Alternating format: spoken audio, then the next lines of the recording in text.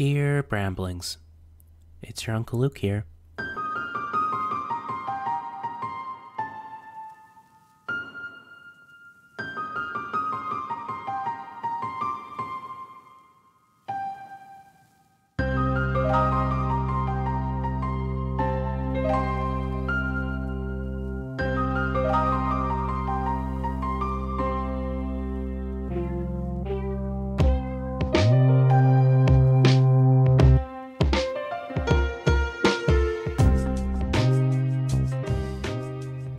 Hello, everybody. I hope you're having a lovely day so far. I'm so excited to be bringing you the next episode of the Dear Brambling podcast. Today we have Nahanni McKay, who is a Métis artist, photographer, and activist located in Banff, Alberta. Nahanni is actually my cousin Jay's girlfriend, and I hope to maybe get Jay on the podcast one of these days. I'm just so incredibly honored that she wanted to be on the podcast with me, and I really enjoyed this conversation I had with her.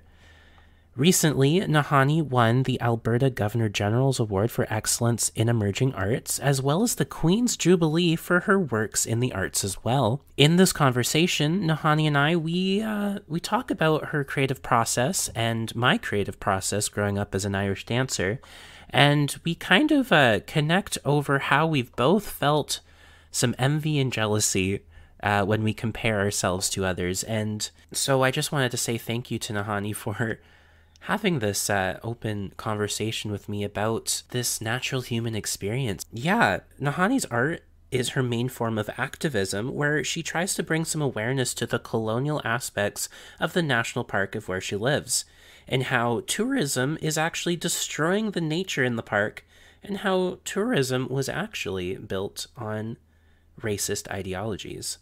And when she is not being an artist or an activist, you can find her walking her dog Lupo, going on hikes and ski trips with her boyfriend Jay, and sharing some beers with her friends at the local pubs in Banff. I am so happy to have this conversation with you because learning about Indigenous culture has actually been lighting me up inside, and learning some stories here and there and how they used to live, and while also learning how I can do my best for reconciliation on my own. And I'm so grateful to have her come on and talk about her art. I should also say that I take one of her photographs and I do another analysis of it, and yet again, some of my trauma leaks out from the recent incident that I went through. So again, I do want to just preface by saying, please use your own boundaries and limits when coming to that part. Take breaks if you need to. And, you know, a pattern that's been emerging that I'm realizing is that when interpreting art, a lot of my own pain comes to the surface, and sometimes interpretations are just reflections of what someone has been going through. And I just want to give a whole hard thank you to Nahanni for compassionately giving me some space to talk about my interpretations, and for having this conversation with me. And yeah, thank you again. So without any further ado, let's just hop into this conversation. I'll see you on the other side.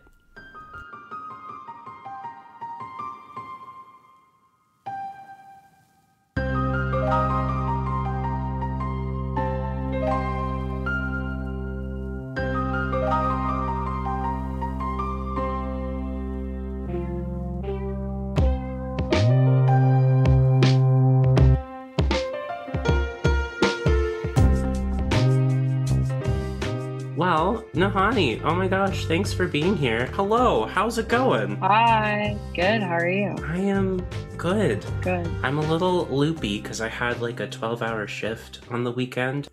Okay, And cool. I am exhausted. But hey, it's okay. Coffee, right? I know, yeah, same. Mm-hmm. So something that I like to start off my little podcast things with is would you be down to tell me a little bit about your story, Nahanni? My story, that's funny. I was actually going to prep for this question, but I forgot to. That's okay. So I guess like a story, and I want to, maybe I'll relate it to the little Bramblin's cousin Jay. Okay, yeah. I can do that. So I think the first time I met your family was when we went to Kelsey's wedding. I've never met Kelsey or Tyler before. So I felt pretty honored and like awkward at the same time to be just invited to your wedding and meet all of you guys. And like Luke, you were singing, and it was just like, it made me cry. It was Perfect by Ed Sheeran. And I thought that song was so freaking cheesy. It is. Yeah. But then like you saying it, I'm like, it's better than Beyonce. It's better than Beyonce's version. I was like, wow, this is a whole talented family. So it's not a surprise that you guys are doing like a podcast. And then first meeting Jay, I think was the funniest moment of my life because like he was wearing a Walter White costume. We met on Halloween and I was like, who is that? And like I went up to him and I was just like, I think you're so cute. He's like, want to go get tacos someday? I'm like, of course. And then going to the wedding, I became really good friends with Kelsey after her wedding, which is funny because like now I think I would have spent so much more time with her and Tyler at it and like having a lot more fun, I want to say, because like you guys are such fun people now and still are. And I guess a story that I want to tell is when I got a job in Banff. Me and Jay were both living in Vancouver, and then I got a job in Banff, and it was just like my career as an artist was taking off, and I couldn't say no to it, but I had to like choose between like this guy that I really liked that I was dating for like 4 months, like the reason I went to art school, which I felt like art school was a risk. So I moved to Banff, and Jay and I did long distance for 8 months, and then I was like, I can't do this anymore.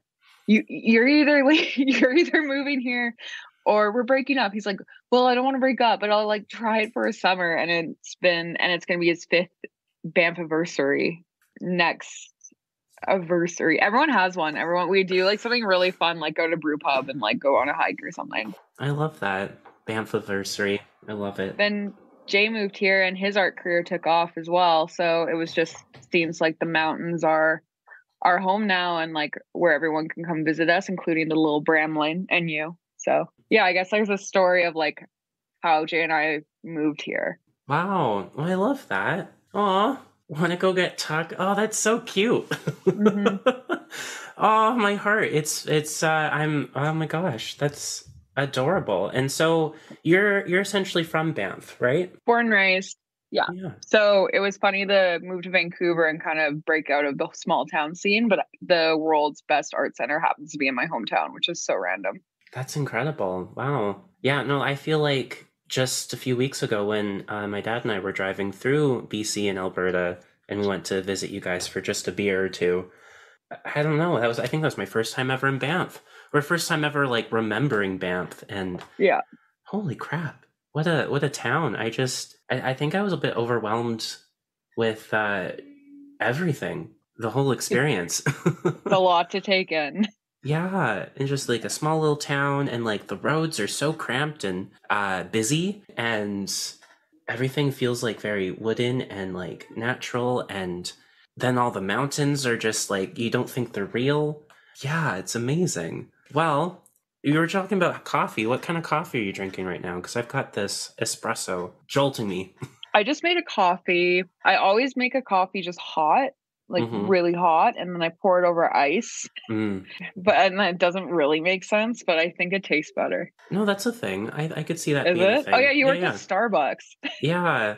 Is it a thing? Like would you put? Oh yeah, I guess you do because you got the hot coffee and put it over the ice, and it's an iced coffee. Yeah, essentially, that's how we do iced coffee how we did iced coffee at Starbucks, where we brew it at double strength and then we ice it down, and then the water kind of dilutes it, making it like regular strength. And there's some coffees that actually like taste better cold. So if you look for like African coffees, they taste amazing cold. Really? But yeah, African coffees usually are really great cold because it brings out kind of that citrus flavor. And the citrus flavor usually comes from the fact that they use the same soil as they would with like lemons or grapefruit or currant or blueberries. And so that kind of comes into the coffee. And I'm having a total coffee nerd out right now. I'm really sorry. No, I feel like you're passionate. Just go with the flow. I think so. I think I do like my coffee. So, Nahanni, you're telling me that you went to art school for a little bit. Tell me more about that. Like, what made that decision to go to art school? What kind of art do you do? I think growing up in a small town and going to like a little public school, I didn't have a lot of options of like what I can be. I mean, my mom still works for my family business, and then my dad's a mountain guide. Mm. So I just didn't have a lot of experience what I wanted to do. My grandfather owned a camera shop in the 90s called Arcade Camera in town. Mm. And he had cameras lying around. And I don't know, I think it was like the rise of like also Instagram that like was kind of happening when we were in high school. Mm-hmm. And I just thought photography was so cool and like just doing different things with it. And then I was kind of looking around at schools and asking like guidance counselors what I should do. And they're like, what are you interested in? And I said photography. And then they're like, oh, have you heard of this school called Emily Carr? And I said no. And then I looked at it and it looked so cool. It was like on Granville Island in Vancouver, like so different from anything I'm used to. And I was like, yeah, that's it. So I went to Emily Carr in 2013 for 5 year. Yeah, I did 5 years up there, and it was just really awesome. There's things I liked about it and didn't. Obviously, like everyone has with the degree they do, but I think going to art school is such a risk Mm-hmm. that going into something you don't like at art school is even more of a risk, because like my mom was like, why don't you do graphic design? Why don't you do industrial design? And it just like wasn't for me, and I just stuck with photography, and I'm really glad I did, because I think I wouldn't be where I am today, or like I feel like I'm such an impactful artist for a town that doesn't have a lot of diversity in the art scene. But like going to Vancouver and like being introduced to so many different people and genders and like scenes and like all this, it was just so good for me.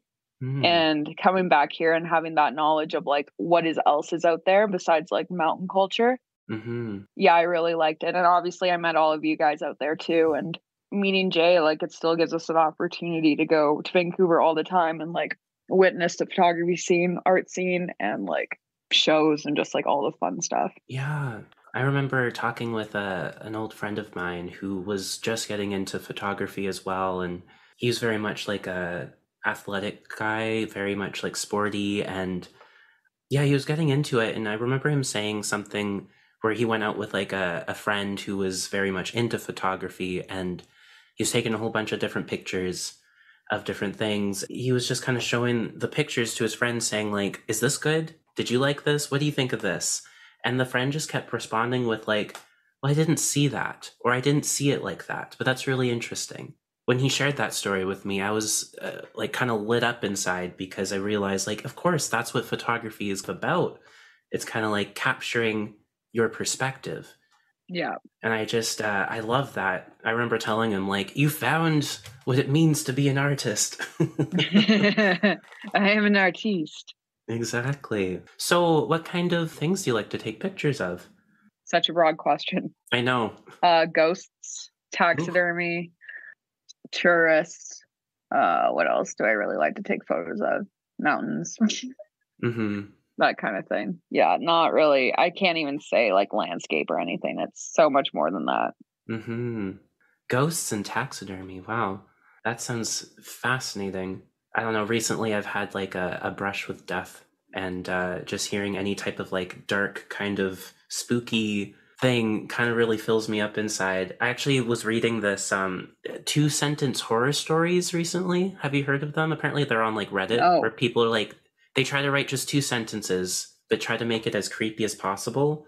And there's this one that I read where it wasn't necessarily creepy to me. It actually made me feel hopeful. And it was I don't even know if I'm going to say it properly, but it was like, as the doctor was amputating my hand, he said I'd feel phantom limb syndrome. Little did I know that I would be feeling the hand of another spirit. I know, right? But I actually felt so hopeful. I felt so like, I hope that's real. That would be so cool. What an interesting like idea to create a story. I'm actually looking at it right now. Yeah, that's terrifying. A lot of these are actually really scary. Kind of into it though. I'm been kind of into it. So, but I hear that you also kind of won an award for one of your pictures recently. Like, what's the deal? I won a few. So this recent one was probably a year ago, 2021. I won the Alberta Governor General Award for Excellence in Emerging Arts. Holy crap. So that was pretty cool. So I I obviously applied for this award and then got it. And then they sent me and Jay to Lac-La-Biche, Alberta for a gala and a ceremony. And like they gave me like one of those like comically big checks for like 10 grand. And what? Oh my God. yeah. So that was cool. And then, no, that wasn't my most recent award. Sorry. That was the biggest award I've ever received. Hopefully not yet to receive too. But, and then the most recent one was probably a few months ago where I got the Queen's Jubilee for my work in the arts. Wow. And that was just a medal. Jay and I went to a little small ceremony in Calgary for like an afternoon. Oh my gosh. Which was very cute. We got bagels. And Yeah. So I think winning my first award back in 2014 really put me in the right direction. And the last couple of awards I've won has just like kept me on the same path. And that 10 grand that I won went towards building an actual art studio. So wow. Now I have an art studio and no money again. So it feels like I'm starting over. Which is nice because it's just means I have to keep working hard in this field. Mm-hmm. Growing up in the Irish dance world for me, since I was like 3, I have been rewarded far too much as a child. To the point where like I have 4 boxes of trophies and I have no idea what they're for. Nor do I care. I have like maybe like I have 3 on my dresser right now that are impressive. They're just impressive enough for me to be like, okay, you can stay. But the rest, they're just in a box, and like I just don't really care anymore. And there was this doctor from Harvard. Her name was Sarah Lewis, and she said something that just like, I don't know, it was rude, but not rude.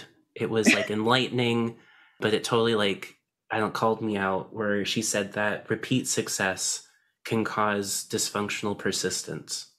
And oh man, it hurt so much when repeat success calls dysfunctional persistence. Yeah, repeat success can cause dysfunctional persistence. How do you even dissect that?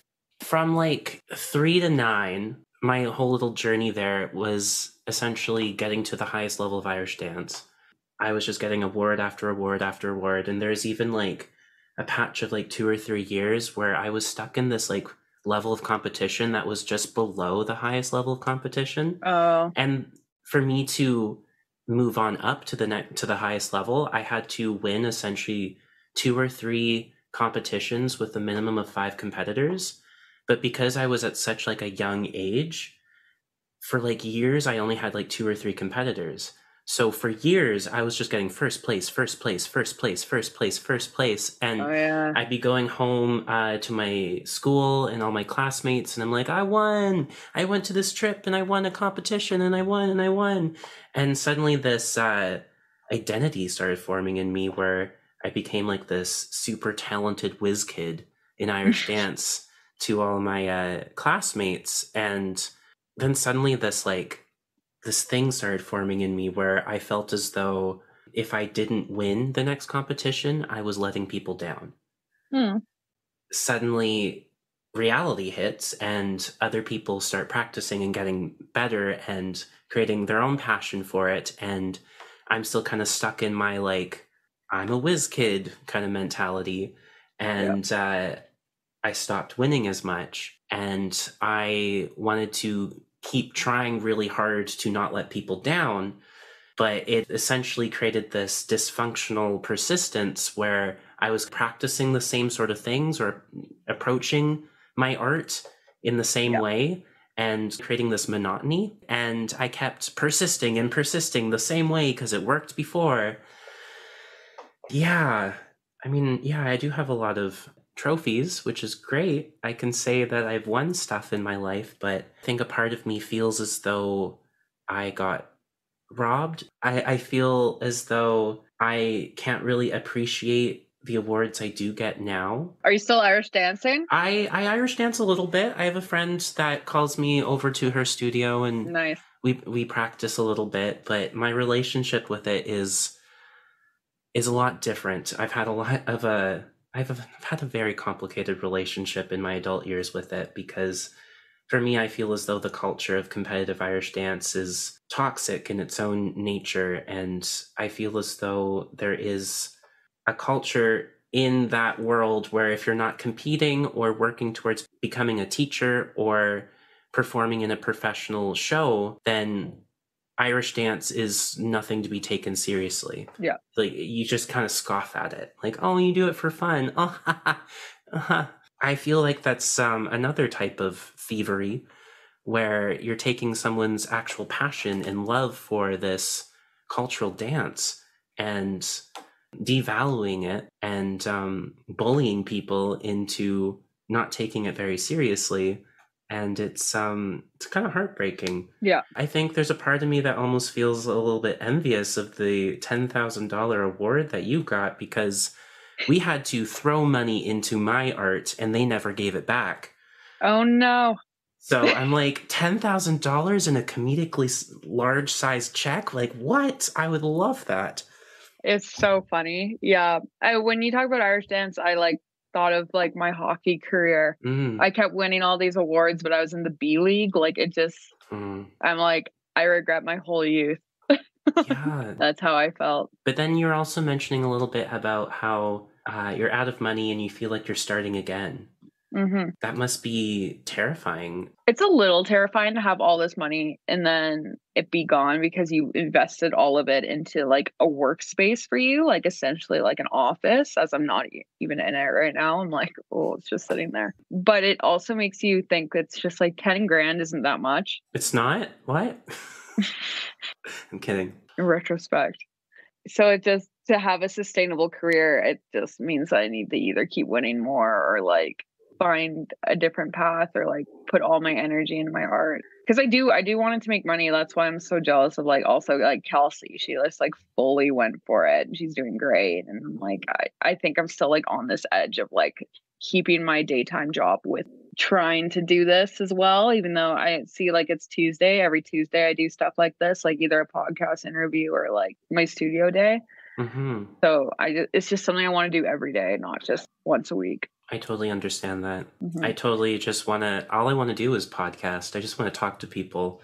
It's one of my favorite things. Jealousy and envy, that comes up a lot for me too. And it's nice to talk to someone who understands, because I don't want to feel that, but I just can't help but to feel that sometimes. And sometimes when I feel kind of jealous or envious of other people, I have this toxic tendency to want to like blow out their flame, kind of using like a flame as a metaphor for like their light or what lights them up inside. And sometimes I might say something or contribute that to my upbringing in Irish dance, where people are always blowing out my flame quite frequently. You know, you might just say something that would devalue their accomplishment, and it's all just because I'm jealous and I'm wanting that and I want to be seen and recognized. Yeah, I recognize that, and there's a part of me that wants to fix it, but there's a part of me that also feels as though like I don't think I'm ever going to fix it. No, I feel the same way about art, because there's this garbage art walk. There's like a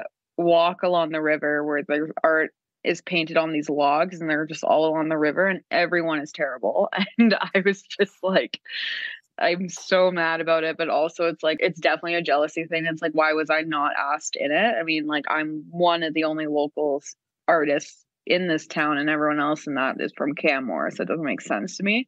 But that's the same thing where I'm like, I don't need another painting of Cascade again over and over along this freaking river. And then now it's like, but I'm like, is it me? Am I like just mad that they didn't ask me to be in it? But of course I'm not going to be asked to be in it because my art is not about the inspiration here. So I get it, but I'm also like, really? Like, so I understand like the jealousy thing.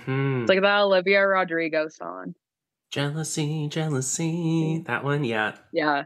That's a good one. That's a good one. It's a great one. Yeah. Like, this is if she understands. There's a fear in that jealousy as well, because like I know that deep down one of my deepest values is connection, and I love to connect with people and I love to share space and time with people, and I think it's one of the meanings of life. And I feel as though the enemy of connection is jealousy or envy. When I act upon those feelings of jealousy or envy, I feel like, yeah, I'm blowing people's flame out. And it's all coming from this place of like wanting to be seen and wanting people to recognize how hot and bright my flame is burning. But I'm now realizing that one of the best ways to forge connection with other people is to take your hands and like cup their flame and try to protect it. Yeah. When we do that and we try to protect other people's flame, it's like we're adding our flame to theirs and we're creating this really big fire together. We're building each other up. And I think it's okay to feel jealous or envious of other people. I think it's totally natural. And I think it's a signal to how much you want to be noticed and seen in the world. But to act upon the toxic tendencies is probably against my values of connection. But to protect other people and build them up and add my flame to theirs, I think is the best course of action, at least in my opinion. Yeah. Now I know what you mean. I like to tear it down for sure. Yeah, but I need to learn. I need to be a better person. That's why we're going to therapy. I love therapy. I love therapy. Ugh, it's the best thing. You were saying something a little bit about the logs on the river, and a lot of the artists are from Canmore, and you said something about how you understand why you weren't invited because your art isn't about what they're painting or what they're doing. So what is your art about these days? My art is about the colonial aspects of the national park. So my art's a lot about, like, if you do look at my website, there's some creepy stuff in there, which I love. I love ghosts so much. And spirits and skulls and things. I just think it's like a cool vibe. But then my work is about how tourism is destructing the national park and how tourism is also like known as colonialism, and it's like the national park is like built on racist ideologies. So the thing is that these three men, I don't know their names, it doesn't even matter, came in, found the cave and basin, which is the hot springs here, and then just like bathed in it. And then they're like, everyone should come here, built a hotel there, built the Banff Springs Hotel, which is that massive castle. I'm across the street from it, that's why I'm pointing. Okay. And then so much tourism overtook the park with the animals, and like they were capturing animals. There's a few of the like the settlers, like the big name settlers, like mountaineers, doesn't matter, who were capturing bears as pets or like bringing lynxes in the bars, and like just really not doing so well for wildlife. And then they pushed the natives out. Natives weren't allowed in the national park again. And because it was for them, it wasn't because it was for like the white people that came here. It wasn't like for them. And it just makes me angry. Talking about the animals, I really like, as a Métis person, like I'm extremely white. So, and then like also having family growing up here and having family grow up here for like 3-4 generations, like I don't know, like I'm not well off with like all this jazz around me, but like I do care, and I just like want it to be a different narrative starting with me for like a settler family. Like being a bridge between cultures. Like I do enjoy Banff in a way where it's like I love going for like dinner and beers with my friends, and like I don't know, like taking in all the beauty and like taking Instagram pics. But I'm also like, I do really care, and I feel like I'm like exhausted most of the time caring, because like I have no power in this town. I'm not in a position of power. I don't have any money. I don't own a business. Like I'm an artist with a gallery prep side gig. Like the fastest way I can get people's attention is via Instagram, which I've been called woke for, which is like so funny because it's just a weaponized word for progressive. And then like I've just been like getting a reputation, says one of my friends. And then I was like talking to her, I'm like, what do you mean a reputation? She's like, it's like a reputation doesn't have to be a negative connotation with it, which is what I'm trying to do. But it's like exhausting carrying all the time. I just feel like it's just I'm battling like everything. Like I'm battling like Banff Lake Louise Tourism with this art walk, who had like quotes by John Muir, who's like the most famous racist conservationist, who discovered Yosemite or something. and like said that it was dirty because all the natives were there, so he needs them out. He also said black people should be sterilized. Just having like quotes like that, like on my daily dog walk, like I don't, like the mountains are calling, like I don't care. So to call that out and like take photos of these really shitty people quotes and like put it on Instagram, it was taken down within an hour. Really? Wow. Yeah. So it was just like, that's just the fastest way. Like, could you imagine like me having a position of like power and being on council and having to go through like all these bylaws, be weeks of discussions, when it's just like I'm in a position to be an artist and to be not worried about my reputation in this town because it doesn't affect my work at all. To be like, this is bad and this is why. And then the more we're growing up, the more I realize like my sister and my brother are still in high school here. So they're learning about the actual native culture of Banff as well, which is now being implemented in like most schools across Canada, obviously. So it's interesting. I mean, like, that's like what my art's about. It's just about, I take skull, mostly like I can give you a gist of it, but like I just take skulls and taxidermy I find from like around, like they're everywhere. Like you can find them in stores, you can find them at the train post, you can like ask people to borrow theirs from like houses, you know, and like bringing it to colonial sites. So like one was at a campground for me, the other one was at the golf course, and taking photos of it in like a really cool like sunset kind of setting. Like I just really like the aesthetics of it, but like that's pretty much what my art's about, is about how tourism has overcome nature. And I remember like one of my friends who's a conservation officer here was saying, or like we were talking about bears, because like I was like, oh, should I go camping this weekend, or is there too many bears, blah blah blah. He's like, oh, the bears are gone. I was like, what do you mean? They're like, well, they're either hit by cars and the grizzlies don't even want to be in town anymore. So it's upsetting because like Banff Lake Louise Tourism has done such a good job at marketing that we are overrun. And I feel like being at home is my little safe haven from like downtown and people, and the animals don't have a safe haven anymore. Anyway, that's what my art's about. Whew. Wow. I'm feeling super vulnerable. Wow. Now I noticed that you're saying that you're a Métis person, and for those who don't know, I was just wondering if you had an explanation for what that word means. Or what's Métis? Yeah, what does that word mean? Yeah. And I have my own little story, but I'll tell you after. It's essentially a word meaning half. Okay. So my grandparents were half breeds, air quotes, by the government, living in Saskatchewan. So yeah, so my great grandparents were half breeds. They both were half. So then they had my grandpa, who also was a half breed, and then I think my dad's a quarter then. Okay. And then I'm 1/16, 1/8. I don't know how it works. Anyway, I have a status card and it's fine. But yeah, Métis essentially means half. So it's just like a bunch of like French colonizer settlers came and like married native people, whatever.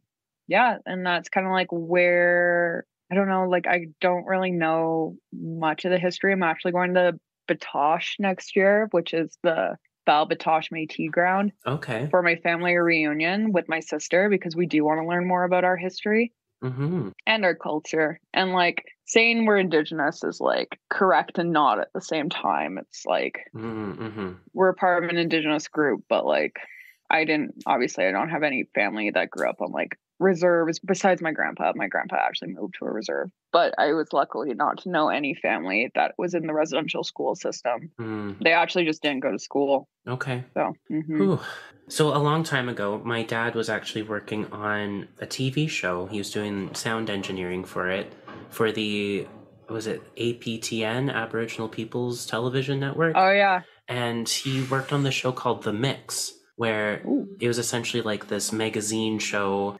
They were featuring a whole bunch of different Indigenous Métis musicians, and cool. Also doing lots of like dance and like other cultural expositions. And yeah, my funny story actually is my dad was editing this one where they're featuring this, I think he was a Métis step dancer, like a world champion or Canada-wide champion or something from Edmonton. And my dad was noticing that no one recorded any of the dancing for like sound effects or for what it sounded like. And apparently like Métis step dancing has like a lot of rhythms and a lot of tappity tap taps. Jigging. Yeah, lots of jigging. And so me, 7 years old, my dad invites me to his recording studio, and he's like, okay, so he puts it on the TV. He's like, so this guy, I need you to copy him. I'm like, what? Okay. And like, I'm watching him go around the dance floor, and it looks a little bit like Irish dance. And I'm like, okay, I can see that there's some like inspiration from Irish dance in this whole thing. And I can pick up on some of the rhythms. And so I'm trying my absolute best, but like I'm 7 years old. I don't know. Somehow my dad captured like almost a perfect replica of me doing what he was doing. And then they put it onto him dancing, and no one could tell the difference. And Oh, no so way. the producers were just like so impressed that anytime there was like Métis dancing, they would be like, okay, call your son up and let's get some Foley, I guess, Foley recording.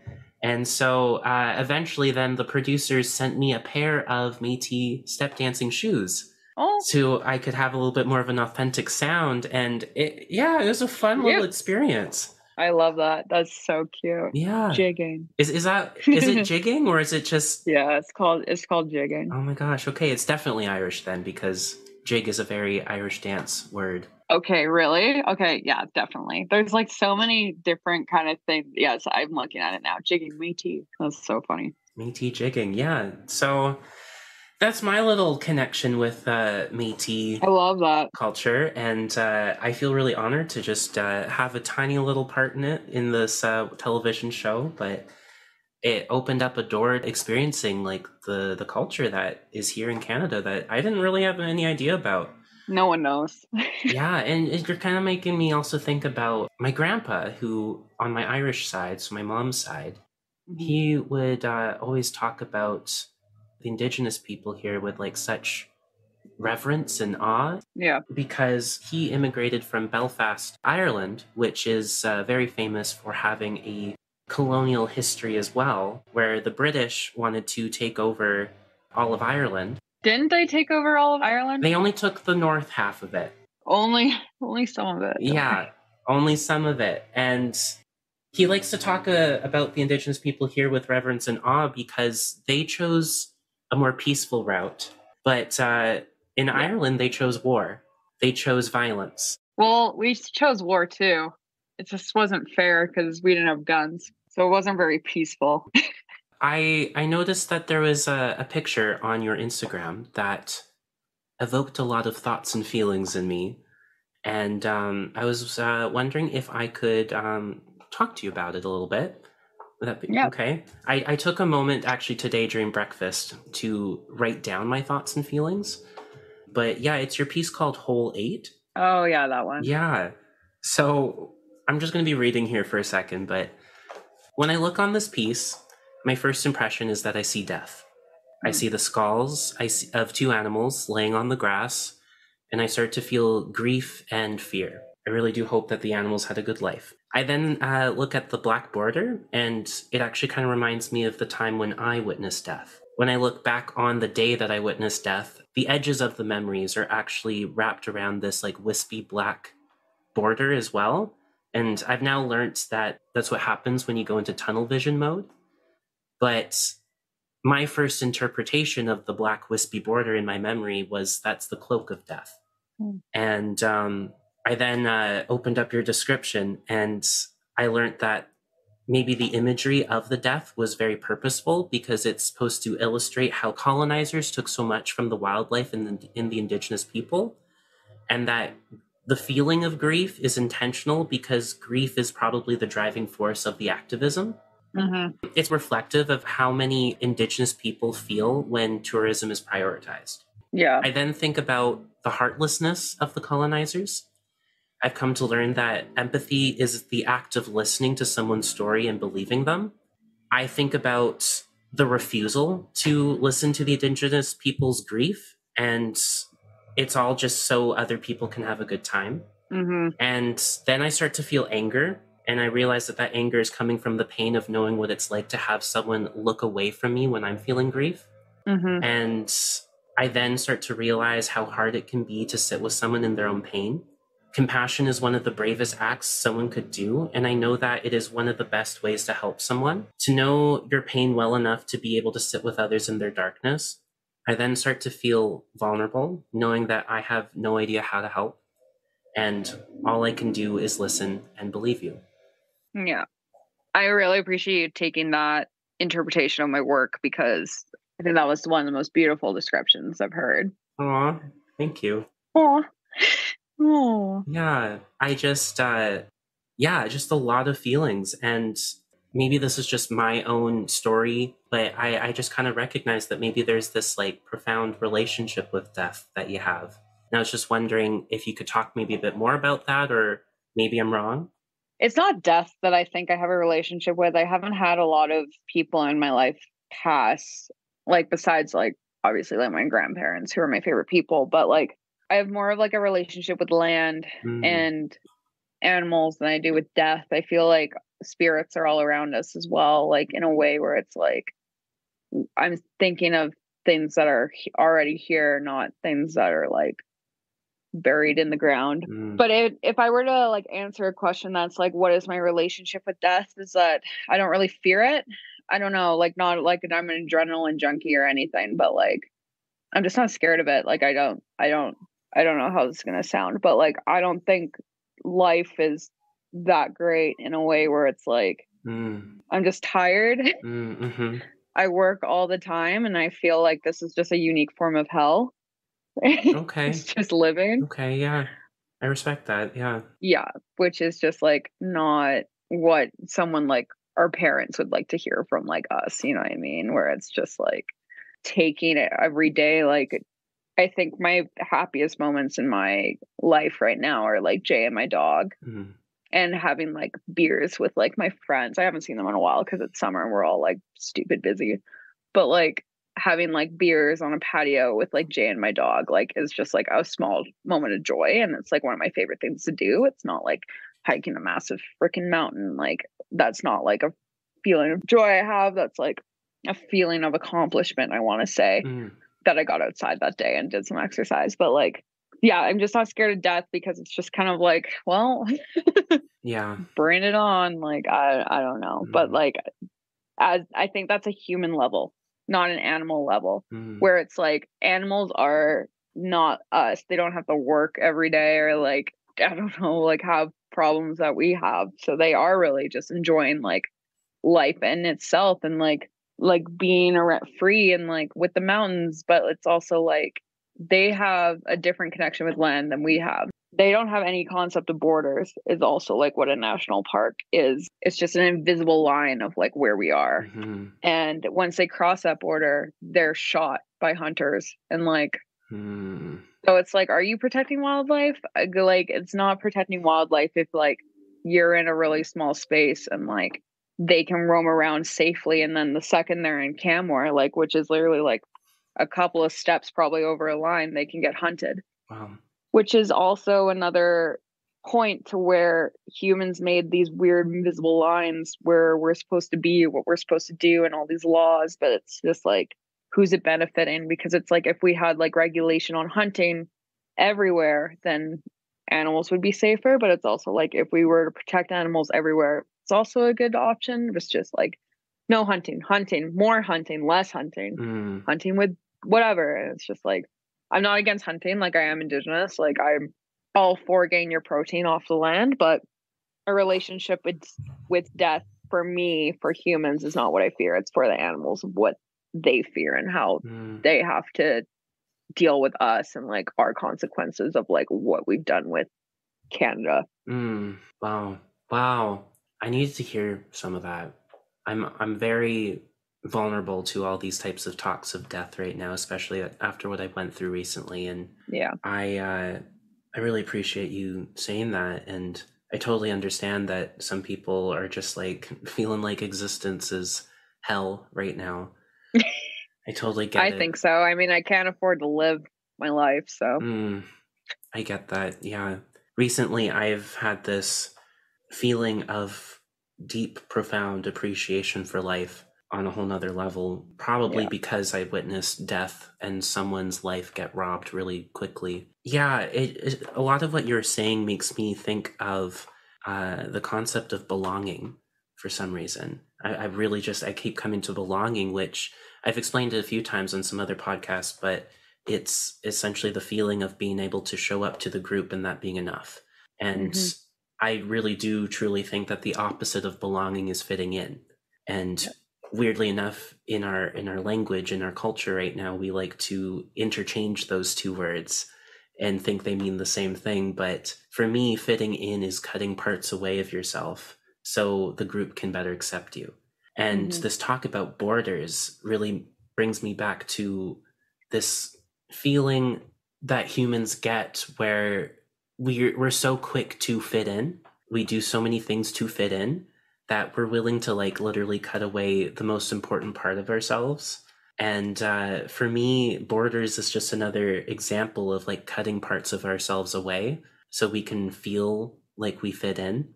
Yeah. And A lot of how we think is that kind of mentality. Like, it's not spiritual. mhm. It's like, it's very high school. Yeah, well, I think belonging, like the feeling of belonging, can have some sort of spiritual feeling if you like think Mm-hmm. about it hard enough.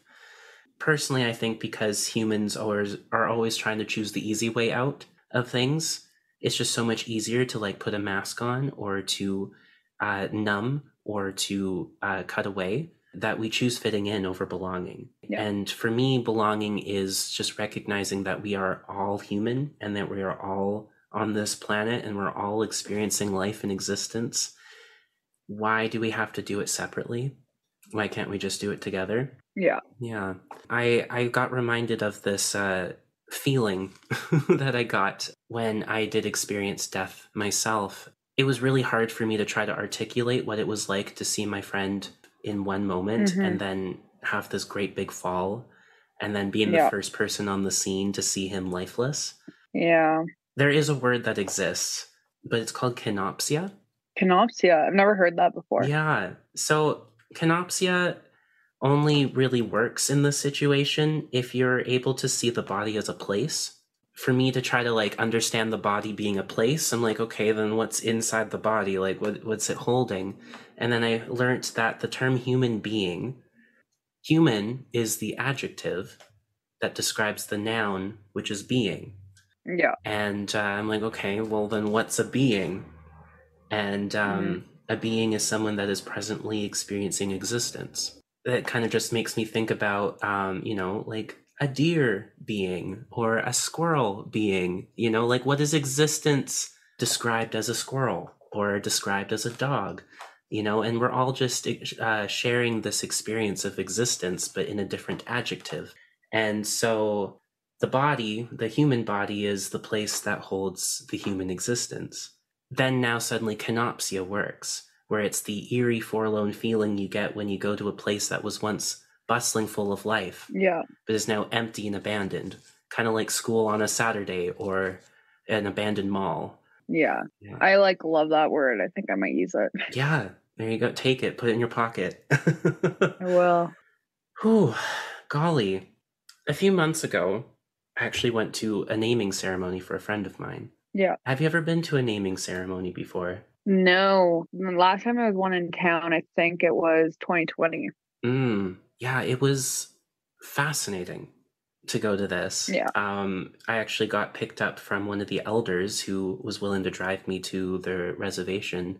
They were just kind of asking casually about my life and like what's going on, and I kind of told them about the tragedy that I witnessed. And the elder just said, like, you chose a really amazing day to come to a ceremony. I'm like, oh, why? And it's like, well, we've got the spirit dancers coming. Oh, no way. And I was like, what? What does that mean? And they're like, yeah, they're gonna like scoop up all of your pain and all your everything, and they're just gonna take it to the spirit world. And like, what a great day! What a great opportunity! And I'm just kind of like, okay, cool. I don't know what this means, but yeah, the whole ceremony was essentially about how my friend's whole family, like 3 generations, had not been given their names, and that this is a great opportunity for all of them to now get their names. And I guess maybe I just don't fully understand, but maybe you might have a better understanding of like what is the importance of names in Indigenous culture. My sister is better at it because she has her own native name. Oh my gosh, wow. She got through ceremony. I don't have one. So I don't know about that one, but I do know about mountains. I mean, Okay, yeah, tell me more. yeah, so my understanding is there's all these mountains here that are named after people who've never been here before. Mm. And these mountains were either nameless or named by Stonies or whoever was in this area at the time. And it's interesting because you'll never find an indigenous place named after a person because people aren't part of this land. The land is itself. Mm-hmm. So that's the importance of naming. It's just because like all these mountains around here are like named after people who again colonized the place. Like Mount Rendell, which is right there, is named after a priest who started the residential school system. So naming's important. Mm-hmm. And I feel like people want to be remembered, but if we get rid of these mountain names, then they won't be. Yeah. Wow. Mm-hmm. That really reminds me of one of the stories that I tell on my tours. So one of my jobs on weekends is I'm a tour guide on a paddle wheeler boat going around the Burrard Inlet. Oh my God. I was a tour guide on a boat, driving a boat in the Burrard Inlet. Really? Yeah. Was it like the paddle wheeler boat? No, I drove an electric boat. Oh, okay. And I drove the aquabus. Oh my gosh. Wow. Ooh. Currently I'm on this paddle wheeler boat. It's really fun, very like touristy, and I know what it is. I was on it once. Is it that big one? Yeah, the 3-story big one with the yeah. Yes. So yes, I love that job. Yeah. So that's currently what I'm doing on weekends right now, and there's a story that I like to tell about the Two Peak mountain range here in Vancouver, and it's this whole story about how it's a peace treaty marker between the Squamish and the Haida people, and how these two daughters of the Squamish chief, they wanted to invite the Haida to this large celebration, which then ended the war between the two people. And the Squamish god then honored them by turning them into stone so they could oversee the peace in the land below forever. And I love telling that story, mainly because then afterwards I get to say, like, but due to colonialism and the attempt at eradicating people's history, a British judge named Judge John Hamilton Gray suggested they should be renamed the Lions because they reminded him of the lions in Trafalgar Square in London. And that's why Vancouver has had so many references to lions, like the Lionsgate Bridge, Lionsgate Entertainment, and the BC Lions, the Canadian Football Club here. So they're originally called the Sisters? Yeah, the Twin Sisters, or the Twin Peaks. That's so much better. Isn't it such a better story? It is a better story. I think it's all so much better. It really is. Ugh. It's just devastating. It's so wild. Right? That's some good stuff. I wish I knew that when I was living in Vancouver. I noticed you talk a lot about mountains, and obviously because you live near them and there's a profound connection to them, but how do you connect with the mountains these days? Like, I noticed you love to ski, I noticed you love to hike. Tell me more. Yeah. I think my biggest connection with land is probably just being on it or in it. And then I really like to hike and camp. Skiing is definitely a passion of mine, and just being like a signed athlete now, it's just so different. It's such a different feeling of what I'm doing now. It's like no longer am I doing it recreationally, I'm doing it professionally, and it's okay. I think it's just so like what I really like about skiing for film is the fact that I get to tell a story and people care. And I didn't know people cared about my story until they heard it. And also like the clothes is the clothes and the skis are a really nice like topper on it.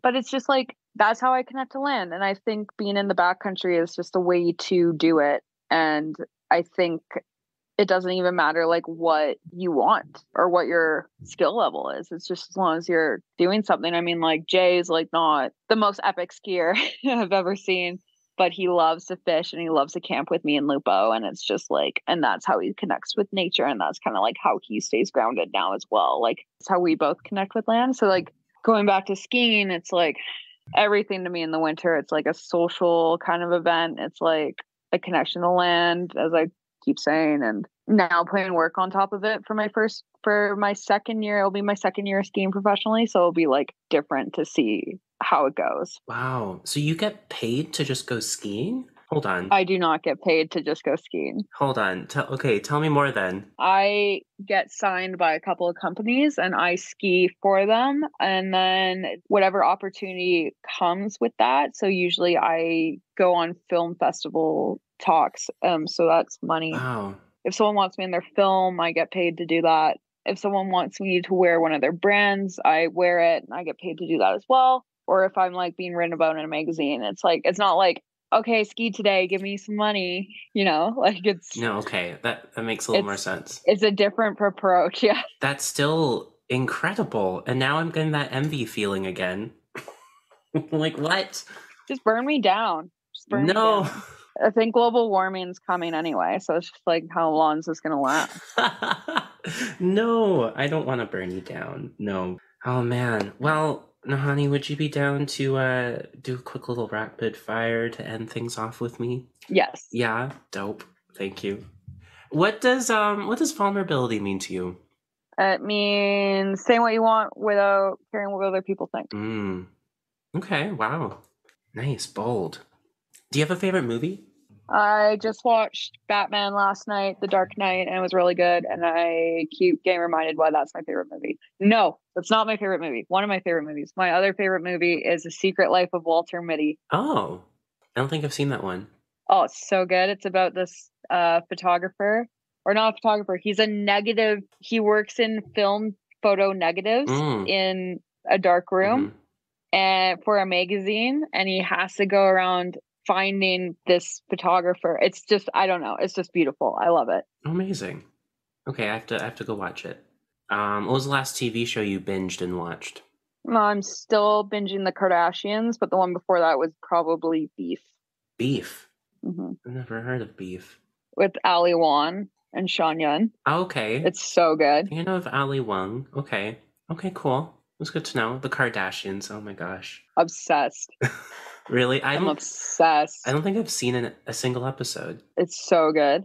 I'd start on season 1 if I were you. Okay. I just, all I know There's 23 seasons. What? Yeah. Holy crap. 23 seasons? Holy crap. Yeah. All I know about the Kardashians is like, even probably something that never even happened in the Kardashians, but my friends always say like, that's so watermelon. Or something. That's not even what they say. What do they say? They say Bible. They say Bible? They say Bible. Yeah. Bible. Okay. Yeah. Bible. Yeah. I guess that came from maybe a parody of them where they're like, we're just gonna make watermelon a thing now. Probably. Oh my gosh. No, I know you're saying that you don't watch it, but because it's me and because it's one of my favorite things, and I've been on a mission to ask all my guests this question, is there a favorite Pokemon you have? I was Charmander and my sister was Squirtle when we were little. Oh. So I guess mine's Charmander. Okay. I love that. Yeah. Okay, thank you. He's so cute. I love Charmander. Favorite meal? Sushi. Sushi? Nice. Yeah. Favorite song or band or genre of music? Pop. My favorite band is probably right now The Beaches or Olivia Rodrigo. Probably Olivia Rodrigo. Her whole album is start to finish so good. I was on a road trip with my mom last year. We were driving to Edmonton because my grandma was about to die. And I was like, hey, Mom, can I put on an album for you? Is that okay? And she's like, okay. And I just played Sour from like so good start to finish. So good. And she was like gripping the steering wheel, just like, I need to hear more. There is no more. That's it. Right? But like the whole time she's just like, what's next? What's next? I think her favorite songs, One Step Forward, Three Steps Back. I think she really liked Jealousy, Jealousy. Jealousy is the best one. And Deja Vu is also so good. Oh, that's a good one. Yeah. Yeah. Brutal's good. Yeah. Brutal in here or out here. It's brutal out here. See, that's my relationship with death. It's brutal. Like in a song is brutal out here, man. Yeah. I've been listening, like, Vampire has been out recently, and, like, everyone's just singing it. Oh, I don't like that No, one. No. no, it's fair. No, I just don't get it. I don't get it. No, that's fine. I was never a twihard. So. The Twihard life, yeah. Oh my goodness. Well, it's good to know. Okay. If you could have a dinner with any three people, living, dead, or fictional, who would they be and why? I think it'd be Tegan and Sarah. Oh my gosh. And I'd have to invite one of their friends because it'd be weird. I guess Elliot Page, they're friends. Okay. Because I got my Calgary gals, and Elliot Page was in also one of my favorite movies, Juno. Oh my gosh, Juno. And I feel like I haven't read his book yet, but I really want to talk with him about the whole experience because it's pretty, I don't know, it's not like that wild, but it's like interesting. Mm-hmm. I mean, a Canadian icon, I guess. And then Tegan and Sarah have been they've shaped me who I am. Really? Wow. Yeah. So I'm like, I growing up with Tegan and Sarah, like, their music isn't my favorite anymore, but their earlier stuff is just so important to me that I feel like, and they live like near like my sister and Anne and like Alex and Janet in Vancouver. Really? So I'm like, it's possible. Yeah. It could happen. It could happen. Maybe one of these days. Tegan, Sarah. Yeah. If you're listening. Yeah, Tegan and Sarah. Oh, yeah, and then Elliot Page because I'd have to invite one of their friends. Okay. Because it'd be weird if I didn't have one of their friends there. Because what would we all talk about? I don't know. Exactly. Talk about whatever you want. Well, now we're going to. Yeah. When we're all together. I love that. Yeah, my best friend loves Tegan and Sarah and Elliot Page. So, yeah. I don't know. I feel like you need to meet my best friend. Okay. Maybe one of these days. Yes. Invite me to a party. Yeah. Well, he lives in Montreal. So, come to Montreal. So, we'll go to Montreal. Yeah. Come to Montreal. We'll just chill. We'll chill. What's something you want to say to the next generation of humans growing up in the world? Little Bramlin, care about everyone. No, be passionate about whatever you do, no matter what it is, and good things will come. I love it. Yeah. Oh man, I don't want it to end, Nahanni, but I guess that's the end of our. I gotta go to work. That's totally fair. Yeah. Well, I just want to say thank you for being a guest and hopping on and everything. Thank you for having me. So much gratitude. Yes. Yeah. Okay.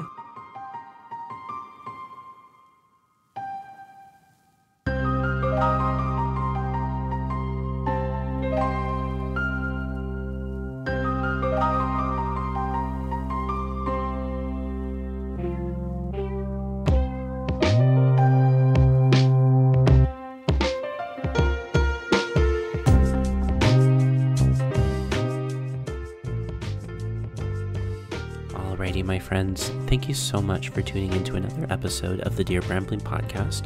I really appreciate, that you're still here. I also want to just say thank you so much to Nahanni McKay for hopping onto the podcast and, having a nice conversation with me about the mountains, your art, Olivia Rodrigo, the Kardashians, and all your activism as well. I learned so much just through this conversation. And I also just want to say thank you for having some compassion with me as well, as I leak out my trauma with my interpretation of your photo Hole 8 there.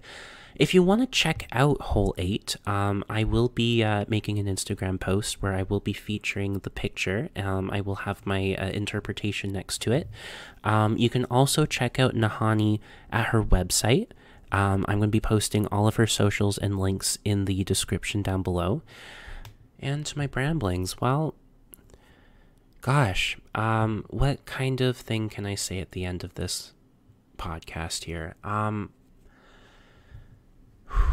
What comes to mind is culture and why it's so important to protect it. What's coming to mind is that humans have a history of trying to erase each other's cultures. And it's one of the most awful things that we do. In war, nobody wins. I don't care where you stand. I don't care where your opinions are at. I feel as though that is the bottom line, is that when there's war, nobody wins. And currently, talking to you right now, 2023, there are 2 wars that are happening. We have a gruesome war happening in the Middle East, as well as a war between Ukraine and Russia. And it's just been actually quite terrifying. I am kind of freaked out because sometimes I hear people say, "Oh, it's the start of World War III now, isn't it?" Which is a joke, but it's not funny. I've also been finding that a lot of people are saying that if you're not watching the news or reading up about what's going on in the world, that you don't actually care. And I find this narrative to be really harmful, especially to me, because I don't watch the news. I don't read up about what's going on specifically. Why? Because I care about my own mental health far more. And the world needs me to be taking care of myself so I can be at my best, so I can help the world. How do I do that when I am subjecting myself to the most fucked up shit I've ever seen? And I think about Indigenous stories and how in Canada's past, there was some really awful things that were done, and an entire culture nearly got eradicated. And it is struggling and clawing its way back into existence. And we should never let this happen in the first place. And it is currently happening today. Yeah. I don't know what else I'm trying to say. It's just, we need to protect each other. We need to protect ourselves. And in war, no one wins. Yeah. Just know that I love you so much. And I want to hug you, and I want to, I don't know, I just want to hug you. That's all I want to do. Like big, long hugs. I'm not going to squeeze too hard, but I do want to squeeze really hard. Yeah, I just want to show you guys how much I love you. And yeah, I can't wait to spend some time with you soon. Now, with that being said, thank you everybody for listening, and bye for now.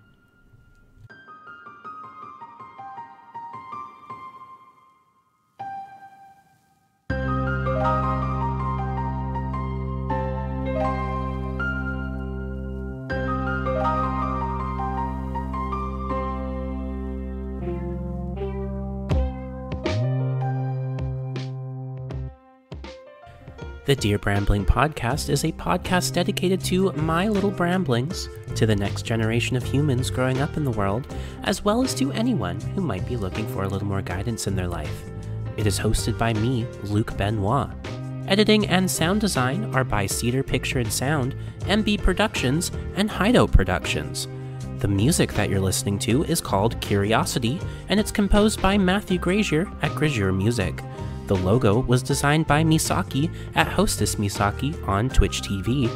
And if you'd like to follow me on any social media, you can do so on Twitch as well as on Instagram at Lucatronosaurus Rex. And to anyone who is listening to the podcast this far in, I just want to say thank you so much from the bottom of my heart. I really do appreciate it. I do, however, need to say that this podcast was brought to you for education and entertainment purposes and should not be used as a substitute for actual licensed coaching, counseling, or therapy. If you are experiencing some sort of pain in your life and you need some help, I definitely recommend shopping around for the right coach, counselor, or therapist that is right for you. With all that being said, I really do hope that you're doing something today to take care of yourself, and I do hope that you have a great rest of your day.